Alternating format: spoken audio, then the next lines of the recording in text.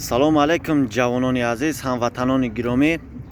Ростӣ мехостам чанд сухане дар бораи ана ҳамин филми мустанади хиёнат ки имрӯз дар ҳамаи шабакаҳои иҷтимоӣ махсусан ютуб паҳн шудааст ва чандин ақидаву зиддиятҳои мухталифро ба бор овардааст.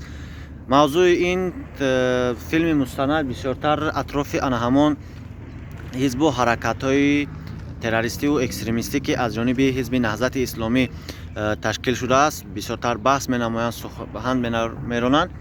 махсусан ман ҳамчун як ҷавон чунин ақида ва чунин назар дорам ки он ҳама хиёнату он ҳама бадкориву дастисаҳое ки аз ҷониби ана ҳамин ташкилоти террористиву экстремистии собиқ ҳизби наҳзати исломӣ ки дар ҳудуди ҷумҳурии Тоҷикистон фаъолият менамуд ва якчанд ҷинояту кирдорҳои басо ҳам ғайриинсониву ғайриахлоқиро ба бор овардааст.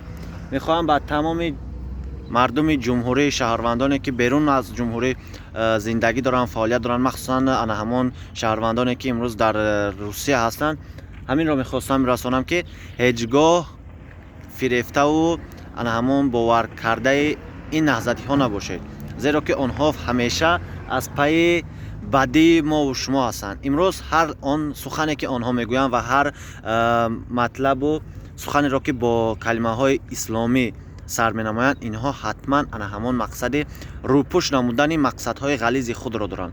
аз ҳамаи шумо хоҳиш менамоем ки ба ин гурӯҳҳо дода нашавед. Сарбаланду хонаобод бошед.